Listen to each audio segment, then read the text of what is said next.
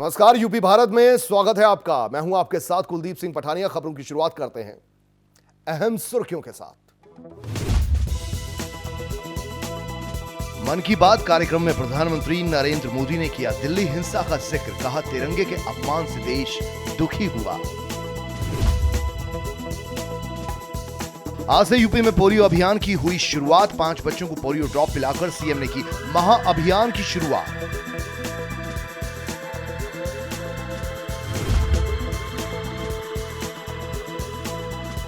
झांसी से एमएलसी कुंवर मानवेंद्र सिंह विधान परिषद के pro tem speaker नियुक्त। राज्यपाल आनंदीबेन पटेल ने दिलाई शपथ।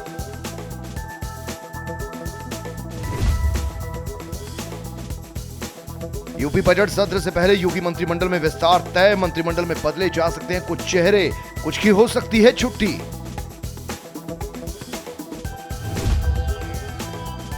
और बिजनौर में तेज रफ्तार का कहर, आपस में भिड़ी 2 रोडवेज की बसें। एक बस में लगी भयंकर आग, दर्जनों यात्री हुए घायल। और अहम सुर्खियों के बाद खबरें विस्तार से। मुख्यमंत्री योगी आदित्यनाथ ने लखनऊ के डफरिन अस्पताल में पल्स पोलियो ड्रॉप पिलाकर अभियान की शुरुआत की। इसके साथ प्रदेश के सभी जिलों में पल्स पोलियो अभियान की शुरुआत हो गई। डफरिन अस्पताल में अभियान की शुरुआत के बाद सीएम योगी ने लोगों को संबोधित भी किया। सीएम योगी ने कहा कि हम सब जानते हैं कि थोड़ी सी लापरवाही कैसे बच्चों के भविष्य को खराब कर सकती है। पोलियो के ऐसे अनगिनत मामले हम सबको पहले देखने को मिलते रहे, लेकिन विश्व स्वास्थ्य संगठन और उसके साथ यूनिसेफ जैसी संस्थाओं के सहयोग से भारत ने अपने देश की आबादी को पोलियो जैसी गंभीर बीमारी से बचाने में बड़ी भूमिका अदा की। यह दुनिया के अंदर एक बड़ा उदाहरण भी बना। कृषि कानून के खिलाफ लगातार 67वें दिन भी किसानों का आंदोलन जारी है। साथ ही गाजीपुर बॉर्डर पर किसानों की संख्या में इजाफा हो रहा है, जिसे देखते हुए सुरक्षा व्यवस्था को भी बढ़ा दिया गया है। NH-24 यानी नेशनल हाईवे को पूरी तरह से बंद कर दिया गया है। साथ ही नोएडा सेक्टर 62 से अक्षरधाम जाने वाले रास्ते को भी फिलहाल बंद किया गया। वहीं पुलिस ने देर रात 12 लेयर की बैरिकेडिंग भी की। बीजेपी के कुंवर मानवेंद्र सिंह को विधान परिषद का प्रोटेम स्पीकर चुना गया, जिनको रविवार को राजभवन में राज्यपाल आनंदीबेन पटेल ने शपथ दिलाई। दरअसल परिषद के मौजूदा सभापति रमेश यादव का कार्यकाल शनिवार को पूरा हो चुका था, जिनकी जगह अब कुंवर मानवेंद्र को नियुक्ति दी गई, जिसके बाद उन्होंने विधान परिषद में अपने कार्यालय में पहुंचकर कार्यभार संभाला। आपको बता दें कि मानवेंद्र सिंह विधान परिषद के पूर्व उपसभापति भी रह चुके हैं। आज देशवासियों से प्रधानमंत्री नरेंद्र मोदी ने फिर से मन की बात की। यह उनका 73वां संस्करण था, जिसमें उन्होंने बजट, कोविड, टीकाकरण, क्रिकेट और दिल्ली में हुई हिंसा पर अपनी बातें रखी। उन्होंने कहा कि 26 जनवरी को तिरंगे का अपमान देख देश बेहद दुखी हुआ। साथ ही उन्होंने जल्द ही आयोजित होने वाले पद्म पुरस्कारों की घोषणा भी कर दी। कुछ दिन पहले की ही तो बात लगती है, जब हम एक दूसरे को शुभकामनाएं दे रहे थे। फिर हमने लोहड़ी मनाई, मकर संक्रांति मनाई, पोंगल, बिहू मनाया। देश के अलग अलग हिस्सों में त्योहारों की धूम रही। 23 जनवरी को हमने नेताजी सुभाष चंद्र बोस के जन्मदिन को पराक्रम दिवस के तौर पर मनाया और 26 जनवरी को गणतंत्र दिवस की शानदार परेड भी देखी। राष्ट्रपति जी द्वारा संसद के संयुक्त सत्र को संबोधन के बाद बजट सत्र भी शुरू हो गया है। इन सभी के बीच एक और कार्य हुआ, जिसका हम सभी को बहुत इंतजार रहता है। ये है पद्म पुरस्कारों की घोषणा।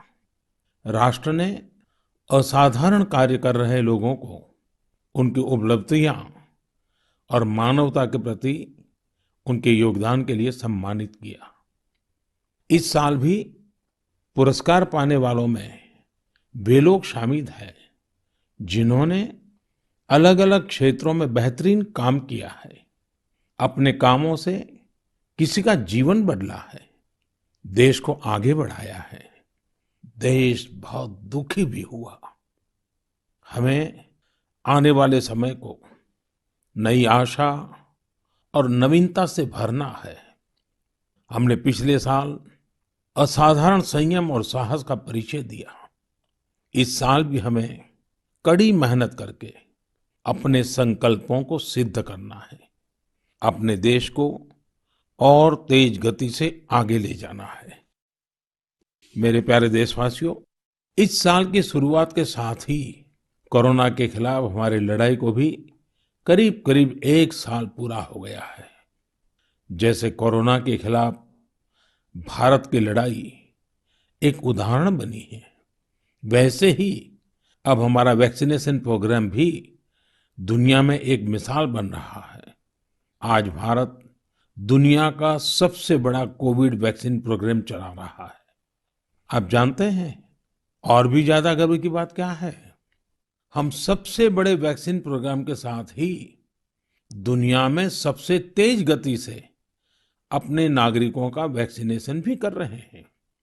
सिर्फ 15 दिन में भारत अपने 30 लाख से ज्यादा कोरोना वॉरियर का टीकाकरण कर चुका है, जबकि अमेरिका जैसे समृद्ध देश को इसी काम में 18 दिन लगे थे और ब्रिटेन को 36 दिन।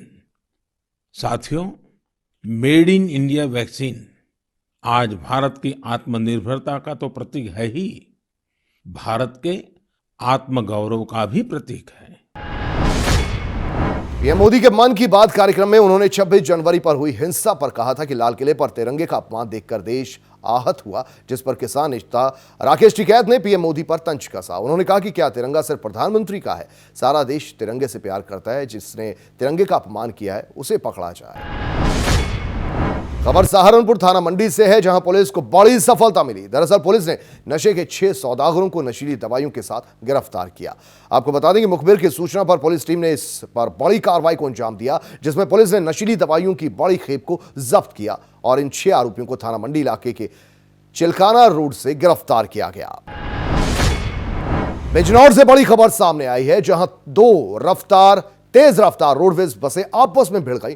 टक्कर इतनी जोरदार थी कि देखते ही देखते बस में भयंकर आग भी लग गई। साथ ही इस हादसे में दर्जनों यात्री घायल हो गए, जिन्हें जिला अस्पताल में इलाज के लिए भर्ती करवाया गया। थाना कोतवाली शहर बिजनौर के नजीबाबाद मार्ग का यह पूरा मामला बताया जा रहा है।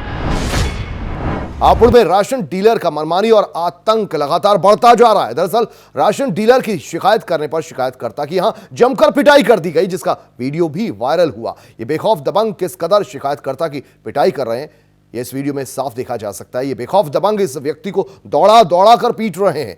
बाबूगढ़ के अलीपुर की ये पूरी घटना बताई जा रही है। उधर गाजियाबाद में बीजेपी कार्यकर्ता अतुल पंडित खुलेआम सड़क पर हथियार लहराते नजर आए। आपको बता दें, हर्ष फायरिंग से कई बार लोगों की जानें जा चुकी हैं। पुलिस भी हर्ष फायरिंग करने वालों के खिलाफ लगातार कार्रवाई की बात करती भी है, लेकिन बीजेपी की इस तरह से हवा में हथियार लहराने से लग रहा है कि उनके अंदर कानून का कोई खौफ नहीं है। वीडियो वायरल होने के बाद भी बंतला के रहने वाले इस बीजेपी कार्यकर्ता पर पुलिस ने कोई कार्रवाई नहीं की। आपको बता दें कि यह पूरा मामला लोनी कोतवाली इलाके का है। उधर रायबरेली के बछरामा थाना क्षेत्र के बिशुनपुर गांव में जमीनी विवाद के चलते 2 पक्षों में खूनी संघर्ष हो गया। एक पक्ष के लोगों ने दूसरे पक्ष के लोगों पर लाठी डंडे और कुल्हाड़ी तक से हमला कर दिया। जानलेवा हमले में पूर्व प्रधान समेत 3 लोग गंभीर रूप से घायल हो गए। घायलों को इलाज के लिए अस्पताल में भर्ती किया गया। पूर्व प्रधान की तहरीर पर पुलिस ने हमलावरों के खिलाफ मुकदमा दर्ज कर लिया है। साथ ही आरोपियों की धरपकड़ के लिए टीमें भी गठित कर दी गई हैं। और चलिए इसी के साथ यूपी भारत में फिलहाल के लिए इतना ही। दीजिए इजाजत, नमस्कार। उत्तर प्रदेश की हर खबर से रूबरू होने के लिए लाइक और सब्सक्राइब करें यूपी भारत।